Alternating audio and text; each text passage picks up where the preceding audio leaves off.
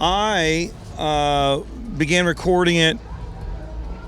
It took place over about a calendar year that we worked on it, off and on. Lenny Warnaker executive produced with me, and then Chris Lord-Alge co-produced 3 of the tracks, and that was very organic. And Lenny and I go back to the very beginning of my career at Warner Brothers, and after my first record release party, him calling me and giving me counsel about my life and career, and they were the best label that any singer-songwriter artist could have been with, I think, at the time, back in the mid-'80s. They still had a philosophy of you let the artist be the artist, and that was his counsel to me that day, was just to say, if anybody tells you to do anything against your intuition or instinct, don't do it. He said other record executives, my contemporaries, would all be aghast that I'm saying this to you. He said, but we had played the Roxy the night before, and he came out that night and introduced himself. And that was there up to the album I did about 4 years ago, 3 Pairs, and Lenny was back at Warner Brothers Consulting, and so Lenny agreed to EP with me. In other words, be my consigliere, if you will, and my counsel on what I was doing in the studio. I would drive over to Warner Brothers every week or two and sit out front in my car, and Lenny and I would, as people walk back from lunch, be sitting there like a couple of teenagers blasting away at rough tracks that we had made. And so the album, we began that process on 3 Pairs, and Lenny EP'd this album also, and I would search through songs that I had begun writing, maybe 2-3 years earlier, hadn't finished necessarily, and I was with Lenny one night at the studio. He came over just to listen. He didn't ever want to be there when we were recording, and he said it's too much like work sitting behind the desk while the artist is out there recording. And he's done his share of that. And Chris Lord-Alge had mixed part of 3 Pairs. That's where I met him. And then he ended up mixing this entire album, and came to the studio on 3 different occasions. And I said, well, if you're going to be here, tell me what to do. And he jumped in on the 3 tracks that he did and co-produced with me that night. And Lenny was always interested in the material and in hearing material that I hadn't maybe really finished yet or hadn't seen to fruition. And that's how In Another World came about. I played through a dumped over off an iPhone, actually. Lenny heard this particular track, and he stopped me and went back, and he said, what was that? This is literally stuff at my house. And I said, well, that's something that had another title. And he said, wow, you should really think about that one and maybe, finish it off and come back in here and cut it. I said, you know what? No, I'll do better now. I'm going to cut it tonight. I got up and went and got the guitar and played it. I said, it's going to be Lenny's song. He said, oh, don't do that. That'll jinx it. It didn't. It turned into the song In Another World. And because based off of a conversation we've been having a few minutes earlier about somebody great that we admired, and the offhand remark was, yeah, he's like coming at music from another world, and had nothing to do with that person or anything else once the song lyric began to kind of write itself. The songs on this album really wrote themselves in a weird way. And it's a kind of a cliche, I guess, that songwriters will use to articulate the process. But for me, it's always been as if I'm listening to try and hear the song. The song's already there somewhere in the universe, and it's incumbent upon me to kind of be still enough to hear it over my shoulder. It just always seems like. And so I began to play that idea for him again at night. He was intrigued that it had this kind of Buddy Holly rumbling roll to the rhythm of it and the progression, and I ended up and the melody, and I said, was got more east of the Mississippi Everleys kind of going on in it. The entire album kind of worked in that way. We began recording the big time on 3 occasions, and it was interrupted by 2 other songs that I had partially written at home, and I decided in the studio to teach them to the band, and one of them being Believe, and the album is very organic that way. It's very spontaneous and in the moment. The Capitol Studio B is where I spent the first 6 albums of my career, the first 5 studio albums, the first greatest hits, and another compilation. It was in there, maybe it was 6 or 7 albums that we did there. And I went there originally. Pete Anderson and I talked a lot early on when I recorded my first EP, that our goal and hope was to be able to cut in the studio that Buck Owens and Merle Haggard had recorded all that great California country music in, which was Capitol Studio B, in addition to Frank Sinatra, Nat King Cole, and the Beach Boys, as well. You know, the famous rockabilly from the West Coast of Gene Vincent with Bebop-A-Lula and Woman Love was all recorded in Capitol Studio B and A. They would work both, but principally they would track in B. It's the smaller of the 2 rooms, although it's still a large room by scale today and by size.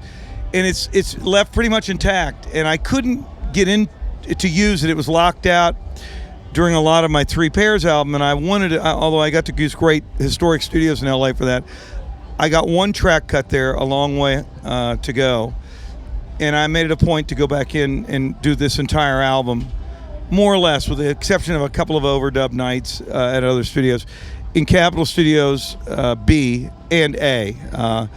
Those 2 rooms, those echo chambers were designed by Les Paul. Underground, the first, I think there were 4 original ones, and they built an additional 4 a couple of years after they built the building. But they're all subterranean, and they're unique to any place in the world. Those chambers with a voice of the theater cabinet, a microphone in each. And Les Paul did a brilliant job. If you listen to Bebop-A-Lula, it doesn't sound like rockabilly from anywhere else. It's from its own planet, and that's Capitol Records. And those chambers are actually leased out still on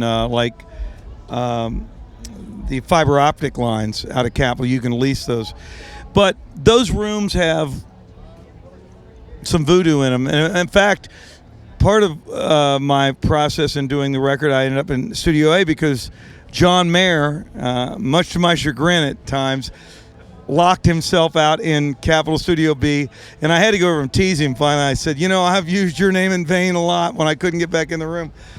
Even though A is great, A is a great room, and I finished a lot of it in there. But I was teasing him. I said, but I admired him greatly because he spent a lot of his own money to be in that room, again, because of his respect for the sound and the sonic of that room. The room doesn't lie. There are a lot of great recording studios, and many in LA, but Studio B in Capitol doesn't lie. It doesn't color or affect. You better be prepared when you go in there, because it's going to give you back exactly what you give it and what you're willing to give it. So that was one of the reasons. And like I said, the historic reasons for me personally with my career. That's where Buck and I sang Streets of Bakersfield, and coming full circle on this record, I'm back in there. Well, on 3 Pairs, I did most of it myself, the electric, because Beck and I co-produced a couple of tracks, and Beck kind of set me on a path he admonished me to continue as an acoustic kind of bluegrass hillbilly guitar player to play the electric on the record, and I did. But this album, I had Eugene Edwards and Brian Whelan both at hand, very closely, accessible to me. And we had played as a band for a couple of years leading into this record, so they were able to respond to me in counter melodies that were, compatible to what I was doing in the moment. And they ended up playing a lot of the lead parts, but I ended up again with Chris Lord-Alge's co-producing guidance, playing on the song "Believe" and on the song She, I ended up playing most of the electric guitars on those two, in addition to what I played on lyre and things like that, where Eugene and Brian would counterpoint me. And they were Casino elitists and my own Casino model, the Dwight Trash, that we created a couple years ago, which has a Firebird. This is only for non-civilians, I guess. People will be, their eyes will be rolling back in their head at this point. Maybe talking about the studio and that Neve board that's in capital B too. That's the other reason to be in there. And the Casino Dwight Trash is actually a modified Casino with a Firebird Reverso headstock installed, and so it causes there to be a different tension on the strings and a deeper resonance to the tone. So Eugene's using that a lot. I used it a lot on Three Pairs, but on this album, Eugene and Brian use it, and Brian was using an Elitist a lot, and in the Elitist that I use, the Casino, the P90s are unique, but on Believe, I'm using the Casino, and then I'm going through AC30 Vox, and Super Fender Super Reverb Blackface reissues, and the night I was overdubbing some of those guitars, I had done a Casino part, and Chris looked at me, and I was going to have Brian do the Telecaster to answer, just to double it. And Chris stopped me and said, "You should probably just do that." And I said, "Well, I want maybe a different set of hands and fingers." He said, "No, I think," and it was a wise, counsel on his part. Because I picked it up and he was right. He said, "It would be just you telling him what you just did." And Brian agreed. He said, "Yeah, you should probably just play it again." I ended up doing it on Tele, and then we doubled it. And that's what sounds like the 12 string, because it's actually 2 6 strings on the Telecaster, 2 takes of me doing it there. And I think that night, that was probably through the Vox, the AC30 with the Telecaster. That particular Telecaster is unique in that it's an old early 70s model that I found, and it felt like a boat anchor. I found it at an old store called Guitars R Us. The guy had on Sunset Boulevard. Albert used to, it was the owner's name, and I said, "What's that guitar up there, Albert?" He said, "Oh, that's just this is back in the early 90s. He said, "That's just, I don't know." It was unique because it was a cherry sunburst finish, and Fender didn't do that very often. I've never seen. They usually a tobacco finish, and I pulled it down, and it weighed, we found it later, it's 11 or 12 pounds, which is enormous for.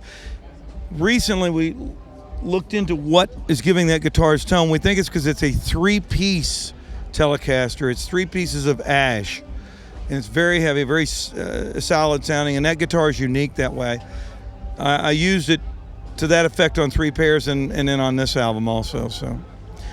Off into the weeds there of the minutia of guitars that I used.